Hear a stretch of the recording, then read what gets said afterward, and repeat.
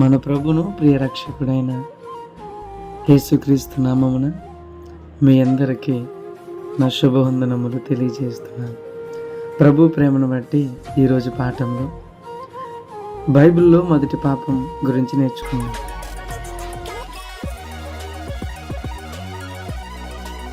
దేవుడు తయారు చేసినటువంటి అవ్వను ఆదామునొద్దకు తీసుకొచ్చినప్పుడు ఆదాము ఎట్లనను, నా ఎముకలో ఒక ఎముక, నా మాంసంలో మాంసం, ఇది నరునిలో నుండి తీయబడను గనుక నారి అనబడనని ఆదాము అని ఆ స్త్రీని చేర్చుకున్నప్పుడు వారిరువురు ఏదైనా వనంలో ప్రభు ప్రేమను బట్టి సంతోషంగా వారి జీవనాన్ని సాగిస్తూ ఉండేవారు. వారి జీవనంలో ప్రతి ఒక్కరూ దేవునికి విధేయత కలిగి భూజంతువులు, ఆకాశ పక్షులు, చెట్లు ఇవన్నీ దేవునికి విధేయతగా ఉండేవి. అయితే అవ్వ ఆదాము కూడా ఏదైనా వనంలో ఎంతో సంతోషంగా ఉండేది. అయితే వారు దిగంబరన్న మాట వారు ఎరుగురు గనక వారు దేవునితోనే ఉండేవారు. ప్రతిరోజు సాయంత్రం దేవుడు వారితో చల్లపూటన మాట్లాడుతూ ఉండేవారు. ఏ విధంగా ఉండాలి, ఎలా నడుచుకోవాలని దేవుడు వారితో ఎంతో ప్రేమగా మాట్లాడుతుండేవారు. దేవుడు వారి ఎరుగురిని చేసినందుకు సంతోషించేవారు. అయితే దేవుడు వారికి కొన్ని బాధ్యతలను అప్పగించారు.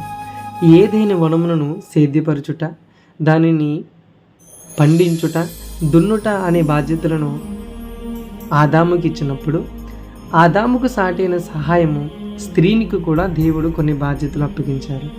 ఆ ఏదైనా తోటలోనటువంటి చెట్లను పెంచే విషయంలోనూ దానిని సేద్యపరిచే విషయంలోనూ స్త్రీ కూడా సహాయపడుతూ ఉండేది.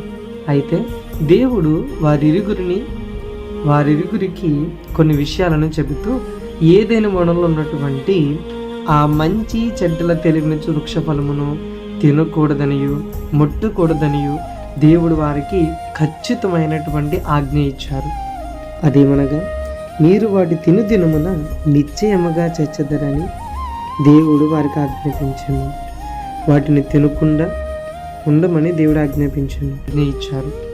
ఆ ఆజ్ఞ ప్రకారం వారు ఎప్పుడూ వాటిని మేరకుండా, వాటి వైపు వెళ్లకుండా మిగతా చెట్ల పండ్లన్నీ తిని సంతోషిస్తూ ఏదైనా వనంలో ప్రభు ప్రేమను బట్టి ఎంతో సంతోషంగా ఉండేవారు.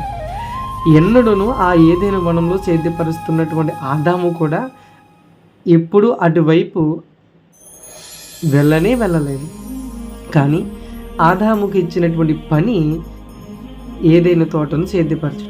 ఆ ఏదైనా వనమును సేద్యపరిచే సందర్భంలో అవ్వమ్మ జంతువుల పట్ల ప్రేమ కలిగి వాటికి దగ్గరగా ఉండేది.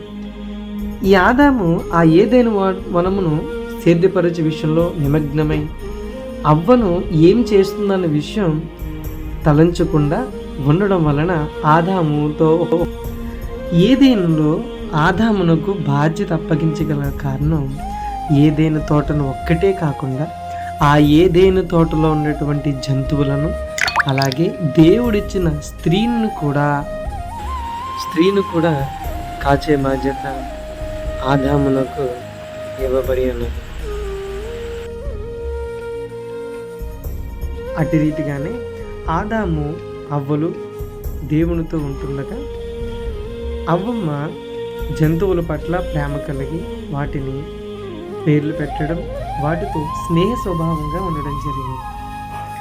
అయితే దేవుడు చేసినటువంటి ఈ సమస్త భూ జంతువులలో, ఈ సమస్త చెట్లలో అన్నిటిలోకెల్లా మనుషులు జ్ఞానవంతులుగా ఉండేవారు. వాటన్నిటి మీద వారిరువురికి అధికారం ఉండేది. దేవుడు వారికి ఇచ్చిన ఆజ్ఞ ఏంటనంటే, ఆజ్ఞ మేరకుండా దేవుడు చెప్పినట్టుగా నడుచుకుంటున్నడం వల్ల అవ్వ ఆదాములను ఎన్నాళ్ళు ఆ ఏదైనా తోటలో ఉండడం జరిగింది. అయితే దేవుడు అవ్వ ఆదములతో మాట్లాడటం, అవ్వ ఆదములు ప్రతిరోజు దేవుడితో మాట్లాడడం,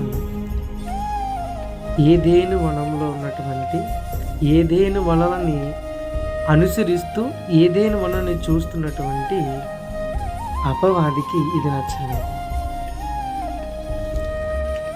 కాబట్టి అపవాది దేవుడు తయారు చేసినటువంటి మనుషులను పాడు చేయాలని ఉద్దేశించి దేవుడు ఏర్పరచుకున్నటువంటి ఆ మనుషులతో దేవునికి మనుషులకి సంబంధాన్ని తీసివేయాలని నిర్ణయించుకుని ఆ ఏదైనా వనంలో కాసే బాధ్యత ఆదాము ఉన్నాడు.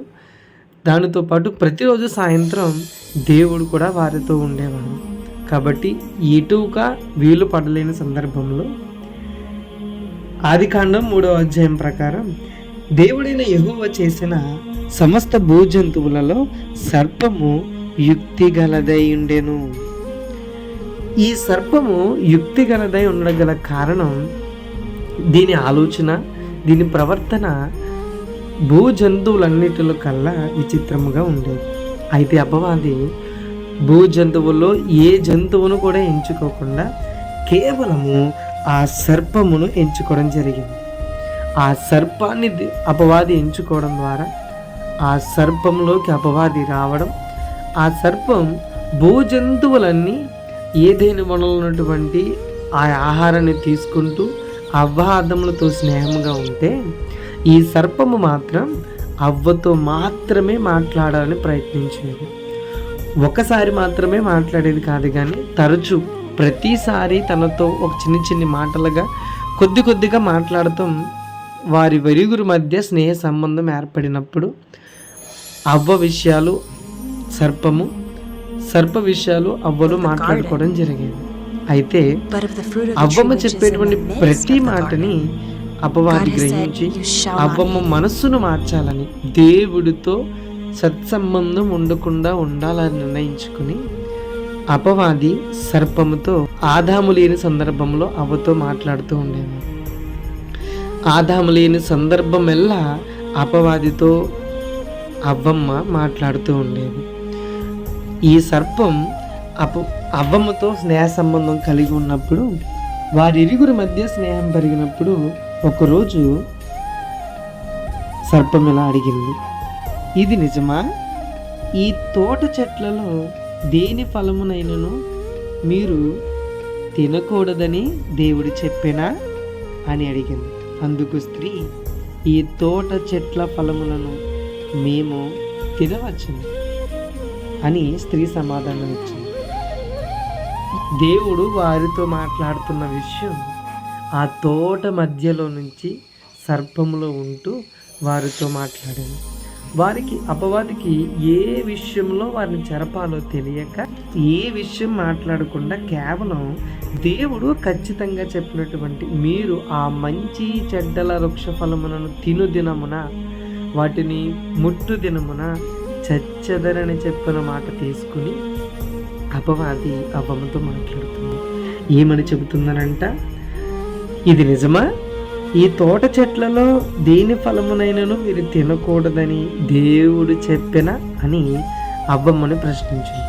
అవ్వమ్మ వెంటనే, మేము ఈ తోట చెట్లలో ఉన్నటువంటి ప్రతి ఫలమును మేము తినవచ్చు అని సమాధానం ఇచ్చింది. సర్పము ఈ ఒక్క మాటను ఆధారం చేసుకుని దేవుడు ఇచ్చినటువంటి స్వేచ్ఛ, మొట్టమొదటికి మనుషులకి ఇచ్చినటువంటి ఆ స్వేచ్ఛను చెరపాలని అపవాది మాటలు అవ్వమ్మకి నమ్మసఖ్యముగా ఉన్నాయి.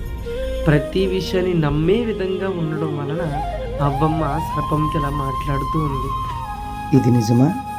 మేము ఆ వృక్షఫలమును తినదినమున దేవుని వలె అవుదుమా అని సర్పముతో మాట్లాడినప్పుడు సర్పము, దీన్ని తినదినమున మీ కన్నులు తెరవబడను, మీరు దేవతల వలె ఉందిరనియు దేవునికి తెలియనని స్త్రీతో చెప్పగా, స్త్రీ ఆ వృక్షము ఆహారమును మంచిదైనయు కన్నులకు అందమైనదియు వివేకమిచ్చు రమ్యమైనదేనై ఉండుట చూచినప్పుడు ఆమె దాని ఫలములలో కొన్ని తీసుకుని తినెను.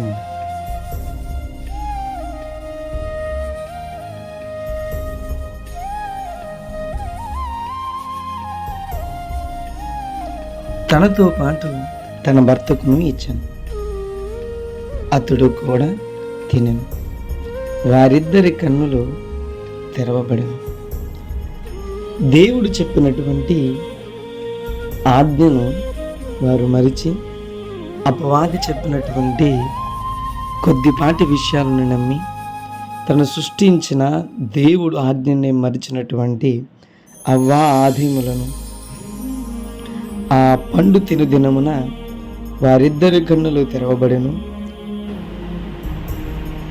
ఆదాము నుండి తయారు చేయబడినటువంటి అవ్వ వలన దేవుడిచ్చినటువంటి ఆజ్ఞను మరిచి అపవాది మాటలకు లోబడినటువంటి స్త్రీ వలన మొదటి పాపం. అయితే నాదొక ప్రశ్న, అపవాది సర్పమునే ఎంచుకుని ఎందుకు దేవుడు చేసినటువంటి మనుష్యులను పాడు చేయాలని తలంచుకుంది? అపవాది సర్పము ద్వారా దేవుణ్ణి తయారు చేసినటువంటి మనుషులను చెరపాలనుకున్నది. నెక్స్ట్ వీడియోలో చూద్దాం.